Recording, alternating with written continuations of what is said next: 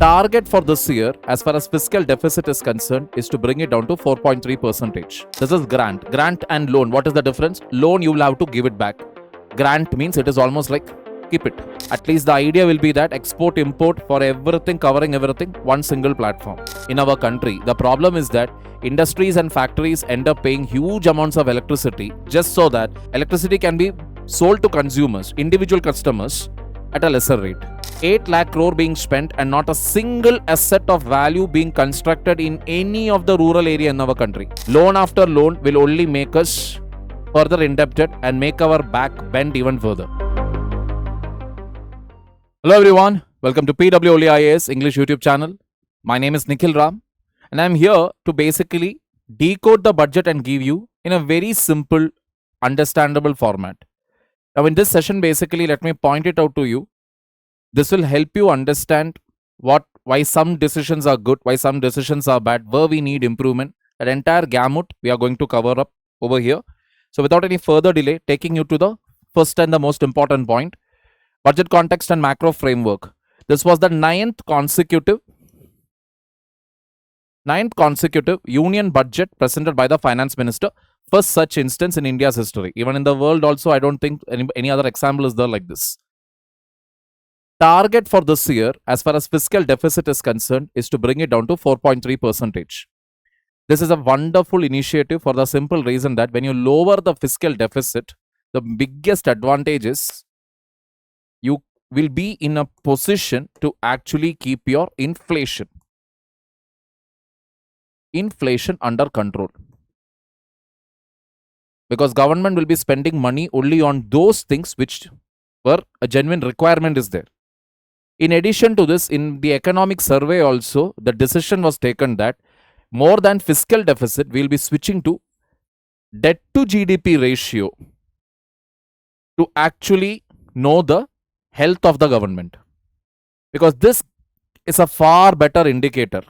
So from 56.1%, we will bring it down to 55.6%.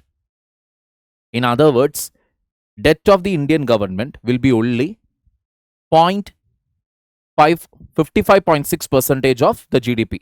That is a little more than half. That's it. Little more than half of our GDP. That will be our debt. And in India's case, I have told you in my class also, external debt is actually much higher. Internal debt is actually much higher than the external debt, which is wonderful news. In other words, anything happens externally, oh my god, dollar crashed, oh my god, gold, this happened, that happened, it is not going to affect India much. Because most of our debt is inside the country. Outside the country, it's very limited exposure. That too, government exposure, if you see, it's very low. Clear? Capital expenditure, we are going to bring it to what? 12.2 lakh crore, which is a wonderful thing because anybody knows it. Investment in capex increases. In the coming years, growth will increase. This is a wonderful thing to do. Moving on. Finance Commission and Federal Transfers. The 16th Finance Commission recommended retaining the centre's vertical share of tax devolution to states at 41%. What do you mean by that? What it simply means is, so you have center, you have states. Center to state, you will have what? Vertical devolution.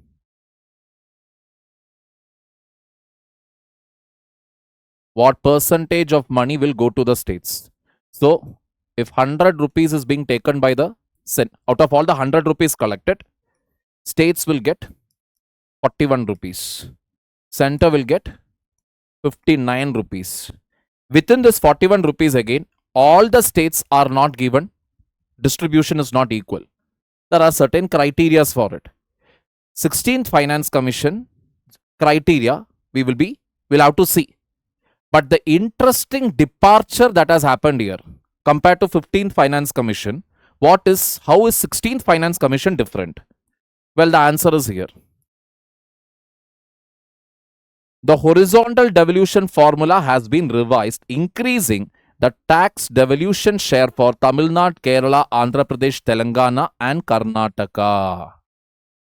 15th Finance Commission recommendations' biggest criticism was it gives a stepmotherly treatment to the southern states. They are not giving proper package to the southern states. They are punishing the southern states because southern states, if you actually see, population is very less. Therefore, if I am applying principles of economic justice, where population is more, I should give their money more. Where population is less, I should give money less. Correct? This should be the idea. But then the southern states are telling that this is almost like you're punishing us because we gave education, we empowered our citizens, and then they became empowered, they decided to go for lesser number of children. Now for that reason alone, because we took all the best measures here, we provided education to the women, we ensured better protection to women. Now for all that, you are punishing us by giving us lesser money. So 16th FC's provisions, if you see, devolution formula has undergone a sea change, as a result of which southern states, Tamil Nadu, Kerala, Andhra, Telangana and Karnataka are getting better package. 1.4 lakh crore has been provided to states as Finance Commission grants covering rural local bodies, urban local bodies and disaster management. Clear, people? This is grant. Grant and loan. What is the difference? Loan, you will have to give it back. Grant means it is almost like keep it. Just keep it with you. It's okay. Keep it. That is what it means. You don't have to return it back. Customs duties and trade measures. Basic customs duty on potassium hydroxide has been increased from nil to 7.5%, raising the input cost for chemicals, soaps, detergents and batteries. The duty on umbrellas has been revised from 20% to either 20% or rupees 60 per piece, whichever is higher, to curb low-priced imports. Duty on all dutiable goods imported for personal use has been reduced from 20% to 10%. This is again to encourage growth. Encourage PFCE. Private Final Consumption Expenditure. National Calamity Contingent Duty on chewing tobacco and Jarda scented tobacco has been increased from 25 to 60% effective May 1 with no change in effective duty rates.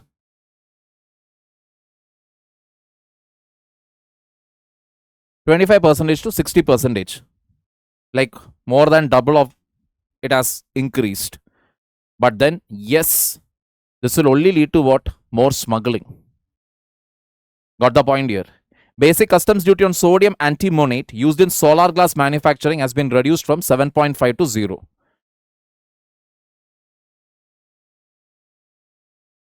To encourage local production.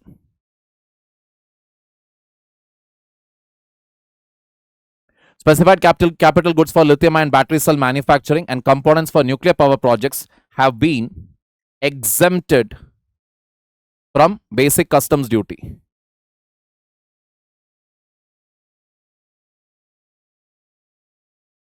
This is basically to encourage what?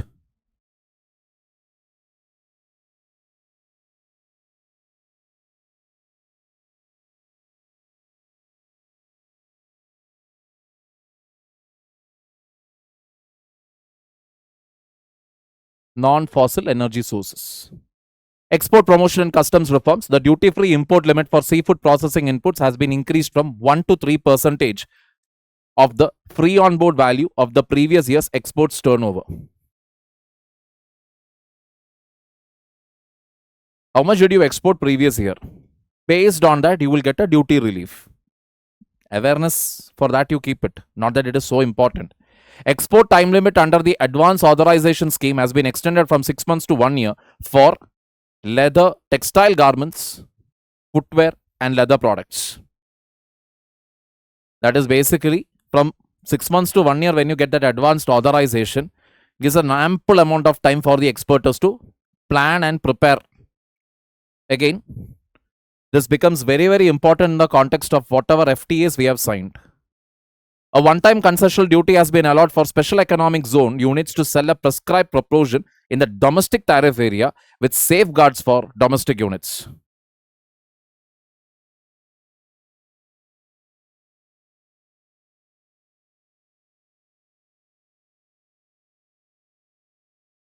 What is that?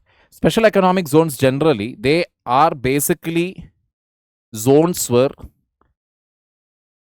meant for exporting as well as importing. The idea behind a special economic zone is to encourage import and export. So if I set up any unit over there, I cannot sell a product domestically. If I'm setting up a factory inside an SEZ, that product, I will be getting a lot of benefits there, like duty relief, electricity, less price, all that I will get. So once I receive all of that, I cannot sell my product in the domestic market, because selling the product in the domestic market will easily attract what? Tariff. Whatever I'm manufacturing, I'll have to export it. That is the rule here. So now what have they done is a one-time relief will be provided to sell it in a domestic tariff area. A single digital window for customs approvals will be operational by the end of the financial year, covering around 70% of interdicted cargo by April. Wonderful news this is. For most of the cargo now, what will happen? You are going to get customs relief. That too because single digital window. The duty deferral period for Tier 2 and Tier 3 authorized economic operators has been increased to 30 days, with advance ruling validity extended from 3 to 5 years. Deferral period. Deferring means you are postponing it. What you are supposed to do today, you are doing it on a later date. That you are going to do has been increased to what now? 30 days it has been done. Again, what is the idea here? Encouraging exports. A customs integrated system will be rolled out within 2 years as a unified platform. Integrated system means at least the idea will be that export import for everything, covering everything, one single platform, which will actually improve the ease of doing business. Capital markets and securities transaction tax. Securities transaction tax on futures has been increased from 0.02% to 0.05%, while securities transaction tax on options premium and exercise has been raised to 0.15% from 0.1% and 0.125%. That means both have been increased.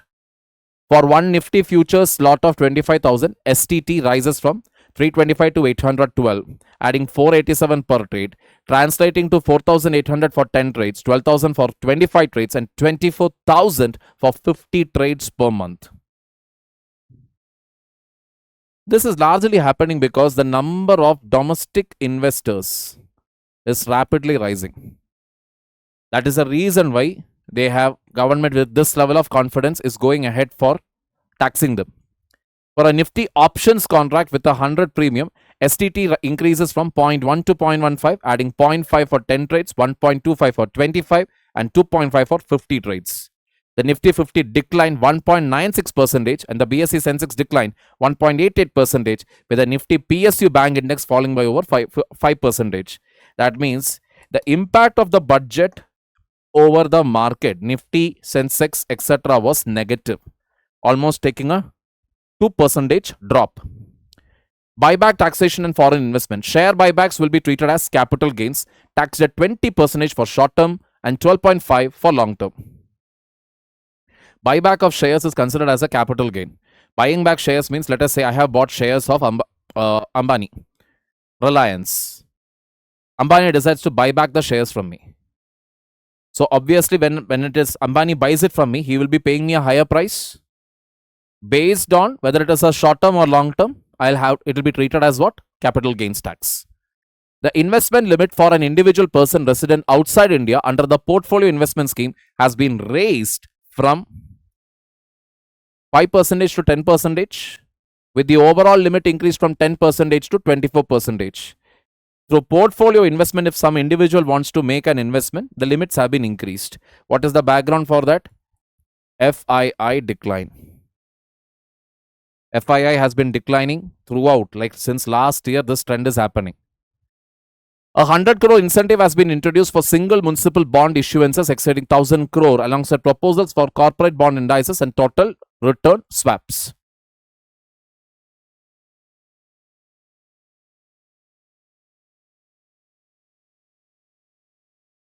municipal bond, city administration, income tax and banking reforms. Income Tax Act of 2025 will come into effect from April 2026, replacing the Income Tax Act of 61 with redesigned forms to ease compliance.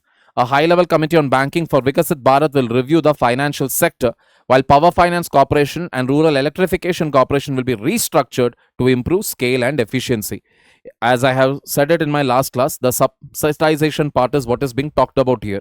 That is, when you are talking about the electricity in our country, the problem is that industries and factories end up paying huge amounts of electricity just so that consumers, electricity can be sold to consumers, individual customers at a lesser rate.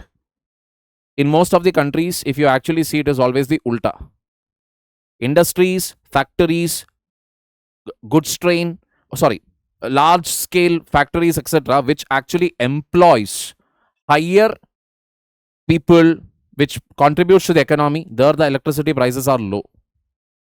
Individual customers, they are always charged high. That is just done so that customers don't waste electricity. That is the idea here. But in India, it is the ulta.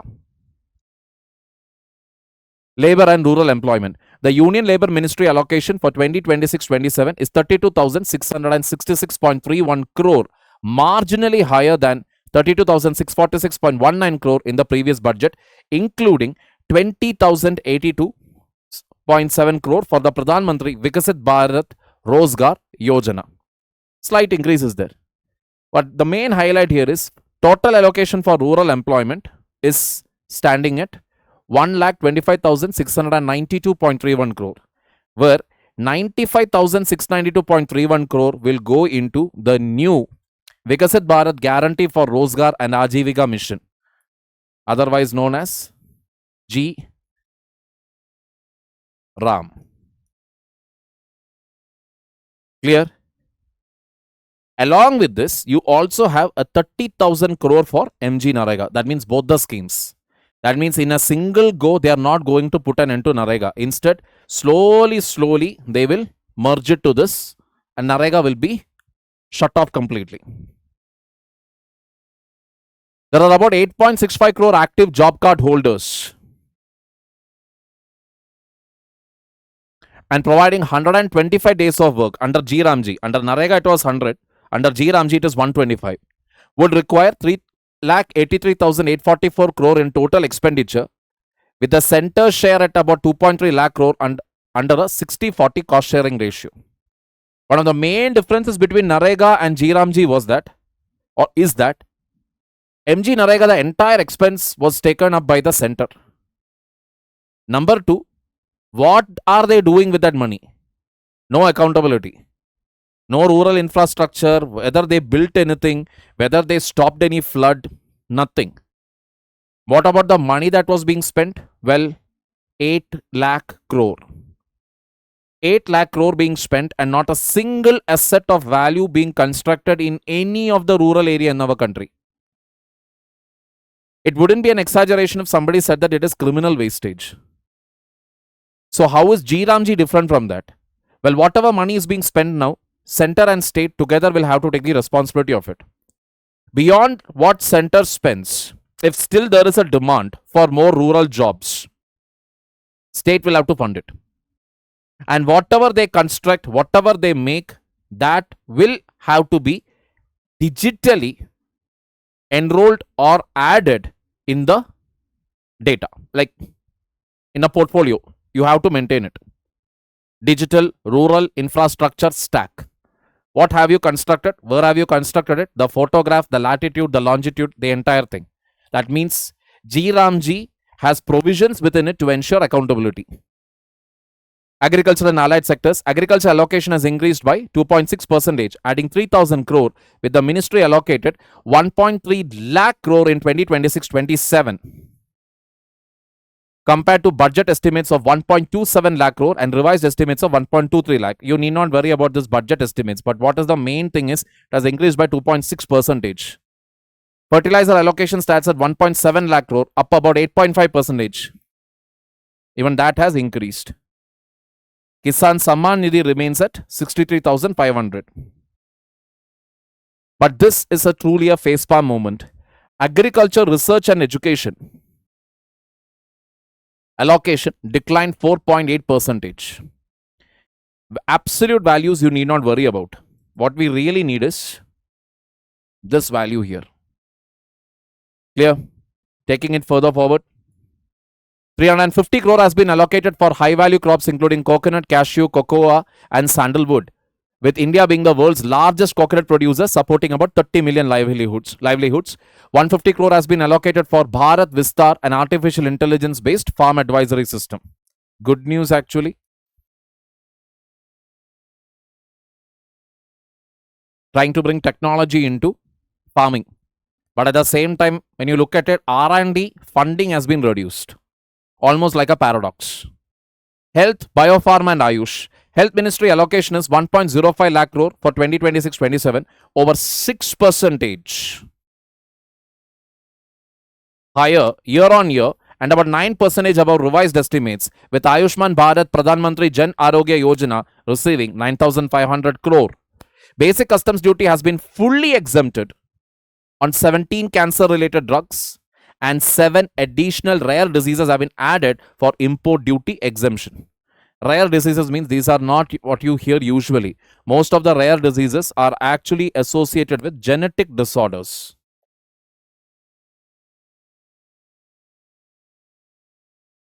Like 1 in a million, 1 in 10 lakhs, people only will get these diseases like that.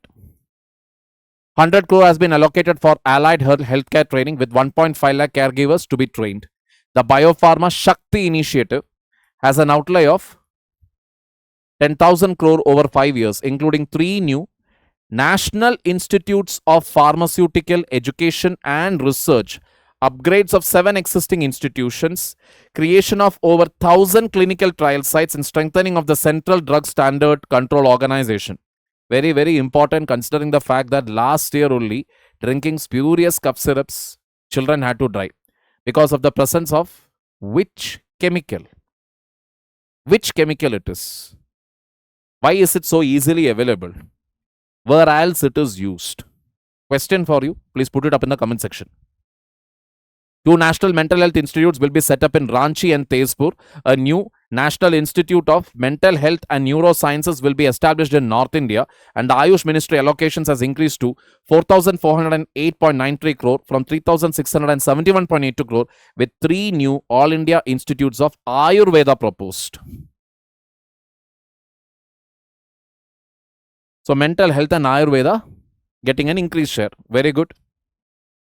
Defense and internal security. Defense allocation stands at 7.85 lakh crore in 26-27. A 15.19% increase, accounting for 14.67% of the total union expenditure. Obviously, we have to do it because of the neighbors that we are surrounded with. Pakistan, Bangladesh, China. Capital expenditure rising to 2.19 lakh crore. 1.39 lakh crore or 75% has been earmarked for domestic procurement. That means maximum weapons, whatever we require, that will be accessed from India itself. Defense spending has increased by 1,240% since 2001. India has averaged about 3% of GDP on defense from 1960 to 2024, compared to 4% of UK, 5.3% of USA, and yes, nearly 5% for Pakistan. Amazing, right? A country which is actually struggling to eat food, a country where LPG, electricity, etc. are a luxury, a country which actually has gone to IMF to actually ask that, can we keep condom out of the tax bracket, because if condoms becomes too costly, then people will not buy it, and if people don't buy it, our population will increase. IMF was like, no. Everywhere they keep going, everywhere they keep begging, and today they call it not begging anymore, they call it actually humanitarian consideration. Whatever money is given to Pakistan, not a single rupee should be asked back, because that is how humanitarian efforts are supposed to work. Loan after loan will only make us further indebted and make our back bend even further. This is how you beg, or rather, this is the art of begging. Moving forward, China announced a defense budget of 246 billion in 2025, with independent estimates placing its 2017 spending at about 562 billion. That means from 562 it have come down to 246. Obviously not. It is the dragon ultimately that you're talking about. One thing about the dragon is that is one animal which you can never trust. Clear? Moving further forward, the Home Ministry allocation has increased to 2.55 lakh crore. The Intelligence Bureau allocation to 6,782 crore, and 6,000 crore has been allocated for population census 2027. Following cabinet approval of 11,718.24 crore in December 2025. Coming to infrastructure, transport and energy, 7 high-speed rail corridors spanning 4,000 km have been announced with an outlay of 16 lakh crore, reducing travel time to 1 hour 30 minutes between Chennai and Bangalore, 2 hours between Bengaluru and Hyderabad, 2 hours and 55 minutes between Hyderabad and Chennai, 1 hour 55 minutes between Pune and Hyderabad, 45 minutes between Pune and Mumbai, 3 hours 50 minutes between Delhi and Varanasi, and 2 hours 55 minutes between Varanasi and Silguri. Clear, people? So as you can clearly see, it's almost like connecting from south to north to east. Taking it further forward, railway allocation 2.78030 crore. Capital expenditure will be of 2,93,030 crore. See, all these values, you don't get scared of it, just round it off. 2.78 lakh crore, 2.93 lakh crore. 1.2 lakh crore will be utilized for safety. Road transport allocation stands at 3.09 lakh crore. National Highway Authority of India funding increased from 1.7 to 1.87 lakh crore. The electronics component manufacturing scheme outlay has been increased from 22,805 crore to 40,000 crore. Indian Semiconductor Mission 1.0 had an outlay of 76,000 crore. India Semiconductor Mission 2, it has been announced, but how much money will be allocated to it, that has not been mentioned. India's rare earth imports rose from 14.1 million in 2014 to 17.5 million in 2024, with over 45% sourced from China. And China accounts for 60% of global production and about 92% of the refining capacity. That means clearly we will have to reduce the dependency here, and we'll have to search for other opportunities within the country itself or even outside the country. 20,000 crore has been allocated for carbon capture, utilization and storage with a 3-phase roadmap costing about 4,500 crore over the next 2 years. Ministry of New and Renewable Energy allocation has increased to 32,914 crore, including 22,000 crore for Pradhan Mantri Surya Ghar Muft Bijli Yojana. All these are in sync with our Paris Climate Treaty commitments under the nationally determined contributions. Clear, people? Water, education, sports and climate. The Jal Jeevan Mission has been allocated 67,600 crore for 26-27 with expected expenditure of about 17,000 crore by March 31st, 2026. And as of December 11, 2025, 12.52 crore rural households had tap water connections. No point of any connections if the tap water is running below sanitation pipe, as we have witnessed in Indore. Financial irregularities under the Jal Jeevan Mission included losses of 120.65 crore across 620 villages in Gujarat's Mahisagar district, 14,264 complaints in UP, and action against 621 officials, 969 contractors, and 153 inspection agencies nationwide. Now, this is the sort of point what you have to write in your mains answer in the way forward section or in the conclusion part. When you try to analyze a scheme, yes, there are issues, but action is being taken. It is not as bad as how things are portrayed. Action is being taken, even if it is happening a little slowly, it is happening.